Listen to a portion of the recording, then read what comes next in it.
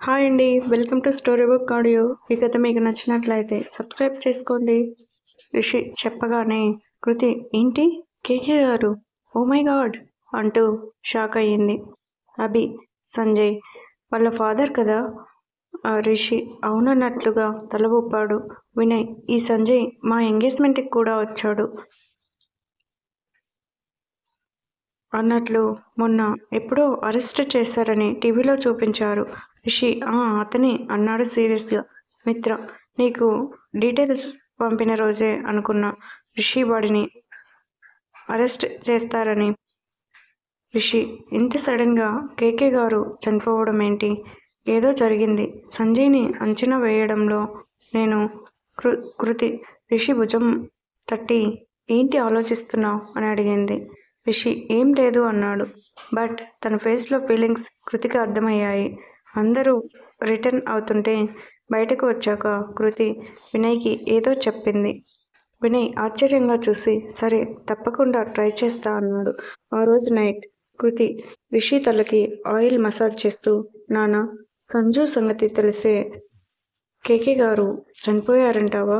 రిషి, అబ్బా భలే సమ్మగా ఉంది నువ్వు మసాజ్ చేస్తుంటే. కృతి, ఆహా చెప్పు. రిషి, ముందు మసాజ్ కానివ్వు. రిలాక్స్ అవుతుంటే 10 నిమిషాల తర్వాత రిషి ఫోన్ తీసుకుని బాల్కనీలోకి వెళ్ళాడు.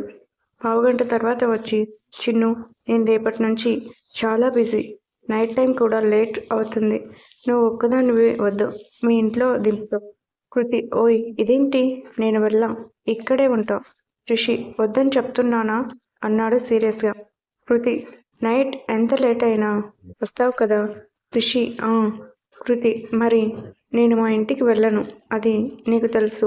అయినా ఈవినింగ్ నుంచి చూస్తున్నా, ఎందుకో డిస్టర్బ్గా ఉన్నావు, ఏమైంది అంటూ బెడ్ మీద కూర్చొని రిషిని ఒళ్ళో పడుకోబెట్టుకుంది. రిషి, ఏం లేదు, కేకే గారు సడన్గా అలా అయ్యారని వినేసరికి. కృతి, నాకు కూడా షాకే, బట్ ఏం చేస్తాం. అవును, మనం వెళ్ళి చూసి రావద్దా? రిషి, అస్సలు వద్దు, ఆ సంగతి వదిలే, కానీ అభిని పూర్తిగా క్షమించేశావా? కృతి, నువ్వు చెప్పావుగా. రిషి కృతి చేయి పట్టుకొని, నేను ఏం చెప్పినా చేస్తావా? కృతి అని అడిగి చూడు. రిషి, అయితే మీ ఇంటికి వెళ్ళే ఒక 4 days చాలా టైట్ షెడ్యూల్. మార్నింగ్ 4కి వెళ్తే నైట్ ఏ టైం అవుతుందో తెలియదు. అండ్ కొన్ని సెట్స్ మాకు ముంబైలో కంఫర్ట్ అనిపించాయి, అక్కడికి కూడా వెళ్ళాల్సి ఉంటుంది. కృతి, ఏం పర్లేదు, నేను వెళ్ళను, ఐ కెన్ మేనేజ్. రిషి లేచి, నీ మాట నీదే, కానీ నా మాట వినవు అంతే కదా. కృతి, శిశిర అభి పక్కన బాగానే ఉంది, నైస్ కపుల్. రిషి, ఏంటి టాపిక్ డైవర్ట్ చేస్తున్నావు? కృతి, నీ దగ్గరే నేర్చుకున్నా. రిషి, చిన్ను నా మాట వింటావా వినవా అని అడిగాడు కోపంగా. కృతి, వింటాను, బట్ నేను నిన్ను వదిలి ఉండమంటే మాత్రం వినను.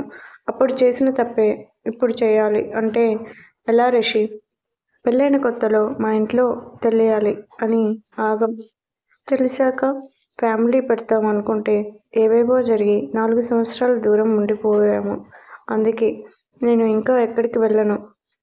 రిషి కోపంగా చూసి సైలెంట్గా వెళ్ళి పడుకున్నాడు. కృతి లైట్ ఆఫ్ చేసి కామ్గా రిషి మీద చెయ్యి వేసి పడుకుంది. రిషి తన చెయ్యి తీసి, నా మాట విని వాళ్ళు నాకు వద్దు అంటూ అటువైపు తిరిగాడు. కృతి, అహాహా కోపమే నా మీద అంటూ రిషిని గట్టిగా వాటేసుకుంది. రిషి, చిన్ను ప్లీజ్ వదులు. కృతి ఏం మాట్లాడలేదు. రిషి వదలమని చెప్తుంటే నీకు కదూ అంటూ కృతిని దూరంగా జరిపాడు. కృతి వదలను అని చెప్తుంటే నీకు కదూ అంటూ మళ్ళీ హగ్ చేసుకుంది. రిషి చేసేది లేక కృతి వైపు తిరిగి పడుకున్నాడు. కృతి, రిషి బొబ్బున్నావా? No sound. కృతి, నిన్నే అంటూ బుగ్గలు లాగింది. రిషి కళ్ళు తెరవలేదు. కృతి జుట్టు లాగినా లేవలేదు. కృతి సార్కి నిజంగానే కోపం వచ్చింది. బుగ్గ మీద పెట్టింది. రిషి కొంచెం కూడా కదలట్లేదు.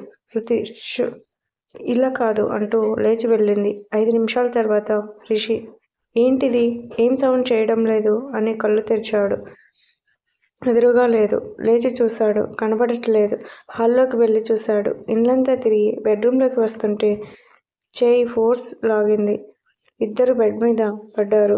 కృతి రిషిపై పడుకొని, ఆహా చూసావా లేపాను, నాతో పెట్టుకోకు అంటూ బుగ్గ కొరికింది. రిషి తన్ని హక్ చేసుకొని, బాగా అల్లరి ఎక్కువైంది, నీ సంగతి ఇలా కాదు అంటూ లిప్స్ అందుకున్నాడు. నెక్స్ట్ డే రిషి మార్నింగ్ 4కే లేచి రెడీ అయ్యాడు. కృతి తనకి కాఫీ ఇచ్చింది. రిషి ఫాస్ట్గా తాగేసి, జాగ్రత్త కృష్ణ, నేను తీసుకెళ్ళు, ఎక్కడికి వెళ్ళినా సెల్ఫ్ డ్రైవింగ్ వద్దు. కృతి అలాగే, నువ్వు మాత్రం టైం తిను, ఫోన్ చూసుకో, నన్ను టెన్షన్ పెట్టకు. రిషి కృతి నుదుటి మీద కిస్ చేసి సరే బుడ్డోడా అంటూ వెళ్ళిపోయాడు. ఆ రోజు కృతి తన క్యాబిన్లో విశ్వ కృష్ణలతో సీరియస్గా డిస్కషన్లో ఉంది. విశ్వ, మేడం, సంజయ్ వలన మనకు వచ్చిన లాస్ టోటల్గా ది రేట్ అంటూ అమౌంట్ చెప్పాడు. కృతి, అది నాకు కాశ్మీర్ వెళ్ళినప్పుడు మిత్ర మెయిల్ చూశాకే తెలిసింది. కృష్ణ, మేడం, నాకు ఫస్ట్ ఎప్పుడూ డౌట్ రాలేదు, కానీ ఆ రోజు అంటూ ఒక ఇండెంట్ గురించి గుర్తు చేశాడు విశ్వ. కానీ ఎక్కడా డౌట్ రాలేదు. కృతి, అందుకే టైఅప్ అంటే నేను ఒప్పుకున్నాను. కృష్ణ, ఆ రోజు నేను రిషి సార్కి చెప్పాను. ఆ రోజు నుంచి రిషి సార్ అలర్ట్ అయ్యారు. విశ్వ, నేను సైట్ గొడవ గురించి సార్కి చెప్పటానికి వచ్చాక ఈ కృష్ణ సార్ ఏమన్నారు అంటూ తెలుసుకోవడానికి మా ఇంటికి వచ్చాడు, ఏమీ తెలియనట్లు. కృతి, నీకు రిషి సార్ గురించి ఎంతవరకు అర్థమైంది అని తెలుసుకోవడానికి వచ్చి ఉంటాడు అంతేనా కృష్ణ అనగానే, కృష్ణ, మేడం, ఒక రకంగా అంతే అంటూ నవ్వాడు. విశ్వ, ఇంతకీ కేకే గారు నిజంగానే హార్ట్అటాక్తో చనిపోయారా మేడం? నాకు ఎందుకో తేడా కొడుతుంది. కృష్ణ, నాది కూడా సేమ్ డౌట్ మేడం. తెలుగులో కృతి, అంటే అవన్నీ ఎవరైనా చంపారన్నా? విశ్వ, ఎవరో కాదు, సంజయ్. కృతి, లేదు విశ్వం, నేను తన్ని 7 yearsగా చూస్తున్నా, అంత వైలెంట్ కాదు, అయినా సొంత ఫాదర్ని చంపేంత విధవ అయితే కాదు. కృష్ణ, అయినా తను ఇప్పుడు జైల్లో ఉన్నాడు కదా. విశ్వ ఏదో ఆలోచనలో పడ్డాడు. కృతి, ఏంటి విశ్వ ఏదో ఆలోచిస్తున్నావు? విశ్వ తను అనుకున్నది చెప్పాడు. కృతి, ఇదిగో ఇవన్నీ నాకు ఎందుకు చెప్తావు? మీ బాస్కి చెప్పు, ఆయన చూసుకుంటారు. కృష్ణ, లేకపోతే మేఘమాలకి చెప్పు అంటూ నవ్వాడు. కృతి, అవును, తను రాలేదా? కృష్ణ నవ్వుతూ, నిన్న సార్ దగ్గరకు వెళ్ళా మేడం. షూటింగ్ స్పాట్లో మేఘ కనపడింది. సార్ తనకి ఫుడ్ కంట్రోల్ అవర్స్ పెట్టారంట, ఒకటే బాధపడుతుంది. విశ్వ, అయినా నేను చూశాను మేడం, 2-3 సార్లు ఇంటికి వెళ్ళేటప్పుడు తను కంపల్సరీ ఏదో ఒకటి తిని వెళ్ళాల్సిందే, పిండి మర్ర ఆడేస్తూనే ఉంటుంది. కృతి, ఎందుకు నీకు తనంటే అంత కోపం? తింటే తప్పేముంది? Give respect to her, you may go now అనగానే ఇద్దరూ బయటకు వెళ్ళిపోయారు. బయటకు వచ్చాక విశ్వ, అయినా ఆమెకు చేసుకుండేవాడు ఎవడో కానీ పాపం వాడే పని శాలరీలో సగం తిండికి ఖర్చు పెట్టాలి. కృష్ణ, లైఫ్ లాంగ్ నువ్వేదో తనకు ఖర్చు పెడతావా ఏంటి? తన శాలరీ తన ఇష్టం. విశ్వ కృష్ణ కాలర్ పట్టుకుని, నేనెందుకు తన్ని లైఫ్ లాంగ్ ఖర్చు పెడతాను అనగానే కృష్ణ నవ్వుతూ, ఊరుకోబోయ్, నీకు మేఘ అంటే ఇష్టం, అది నాకు అర్థమైంది. విశ్వ తనని వదిలి, ఎవరు ఆ పిండి మర్ర?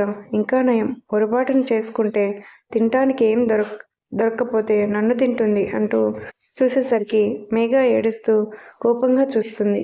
కృష్ణ సైలెంట్గా చెక్కేశాడు. విశ్వ అది మరి సారీ అంటుంటే మేఘ ఫాస్ట్గా వెళ్ళిపోయింది. విశ్వ తను వెనకే వెళ్ళాడు. మేఘ దూరంగా నడుచుకుంటూ వెళ్తుంది. విశ్వ వచ్చి మేఘ ఆగు అనగానే మేఘ ఏడుస్తూ, ఎందుకు నిన్ను తిట్టినిక? ఈలోపు డ్రైవర్ బాబు విషయం మేడం చెవిలో వేశాడు. విశ్వ, అది కాదు, ఏదో జోక్గా. మేఘ, అసలు నీ ప్రాబ్లం ఏంటి విశ్వజిత్?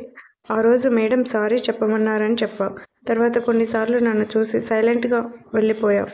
నా తిండి గురించి నీకెందుకు అంటూ కళ్ళు తుడుచుకుంది. విశ్వ చుట్టూ చూసి దూరంగా ఐస్ క్రీం బండి కనపడి మేఘ చేయి పట్టుకొని తీసుకెళ్లాడు. ఐస్ క్రీం బాబుతో, బాబు టూటీ ఫ్రూటీ ఉందా? ఉంది. విశ్వ సరే 4 కప్పులు ఇచ్చేయి అనగానే మేఘ తన చెయ్యి వదిలి ఓ నాకు ఏం వద్దు అంటూ వెళ్తుంటే విశ్వ అవి తీసుకొని తనకిచ్చి తిను అన్నాడు. మేఘ ఎందుకు మళ్ళీ వీడియో తీసి అందరికీ చూపించటానికా అన్నది కోపంగా. విశ్వ లేదు తీయను ప్రామిస్ అనగానే మేఘ థ్యాంక్ యూ నువ్వు తిను అని తనకి ఒక కప్పు ఇచ్చి మిగతావి తినేసింది. విశ్వ ఫ్రెండ్స్ అంటూ చేయి ఇచ్చాడు. మేఘ నువ్వు ఎప్పటికీ అంటుంటే విశ్వ ఫోన్ రింగ్ అయింది. Call from madam. విశ్వ సరే దా మేడం కాల్ చేస్తున్నాను అంటూ ఫాస్ట్గా వెళ్ళాడు. ఇద్దరు వెళ్ళేసరికి కృతి క్యాబిన్లో నుండి బయటకు వచ్చింది. విశ్వ వైపు కోపంగా చూసింది. విశ్వ అది మేడం అంటూ ఏదో చెప్పబోయాడు. కృతి షటప్ విశ్వ నీకు ఎన్నిసార్లు చెప్పాను తనకి రెస్పెక్ట్ ఇవ్వమని. నీకు ఇలా కాదు 1 వీక్ సస్పెండ్ చేస్తే కానీ అనగానే మేడం ఇందులో నా తప్పు ఉంది. నేను తనని టీచ్ చేశా అందుకే. కృతి నాకు అంతా తెలుసు. ఐస్ క్రీమ్ కొనిచ్చాడని తనని కవర్ చేయకు. విశ్వ రేపటి నుంచి 1 వీక్ నీ డ్యూటీ మీ సార్తో అంటూ వెళ్ళిపోయింది. విశ్వ కామ్గా తన సీట్లో కూర్చున్నాడు. మేఘ వచ్చి ఐఎమ్ సారీ విశ్వ అనగానే విశ్వ ఇట్స్ ఓకే అనగానే దూరం నుంచి కృష్ణ ఎగేసుకుంటూ పల్లెగిలించాడు. 2 రోజుల తర్వాత కృతికి ఏదో అర్జెంట్ పని మీద వాళ్ళ ఇంటికి వెళ్ళాల్సిన అవసరం వచ్చింది. శ్రావణికి ఫోన్ చేసింది. అమ్మ అక్క వాళ్ళ డాడీ ఇంట్లో ఉన్నారా? శ్రావణి ఒక్క నిమిషం సార్. ఎవరు? కృతి మీ హస్బెండ్ అమ్మా. శ్రావణి ఓసి నా హస్బెండ్ గురించి అడిగావా? లేరులే. ఏం? కృతి నా రూమ్లో ఇంపార్టెంట్ థింగ్స్ ఉన్నాయి నేను వెతుక్కోవాలి అనగానే శ్రావణి సరే దా అన్నది. అరగంటలో వాళ్ళ ఇంటికి వెళ్ళింది కృతి. అమ్మమ్మ ఏంటి కృతులు కాస్త బొద్దుగా తయారయ్యావు. మా మనమడి దగ్గర నుండి తినిపిస్తున్నాడా? కృతి నేనే కలిపి తినిపించాలి ఆయనకు అన్నది. శ్రావణి సరే కానీ రిషి వాళ్ళ ఇంట్లో వాళ్ళని కలవాలని నీకు ఎన్నిసార్లు చెప్పాను? రిషిని అడిగావా లేదా? కృతి అడిగానమ్మా. ఎన్నిసార్లు అడిగినా చూద్దామంటున్నాడు అంటూ బొంగమూతి పెట్టింది. అమ్మమ్మ ఏవే శ్రావి నీ అల్లుడు ఏమి నా అల్లుడు లాగా చిన్న చిన్న జాబ్ అనుకుంటున్నావా? సినిమా హీరో ఎంత బిజీగా అనగానే కృతి ఆహా ఇక్కడికి వచ్చాడు. ఐలాండ్ తీసుకెళ్ళాడు. మొన్న వినయ్ వాళ్ళ ఫామ్ హౌస్కి కూడా తీసుకెళ్ళాడు. వాటన్నిటికీ మాత్రం తీసుకెళ్ళాడు. శ్రావణి ఒక్క పని చేద్దాం. నీకు రేపు ఎప్పుడేమైనా అర్జెంటుగా పని ఉందా? కృతి లేదుమ్మా రిషిని అన్నీ చూసుకుంటున్నాడు. నేను ఫ్రీని.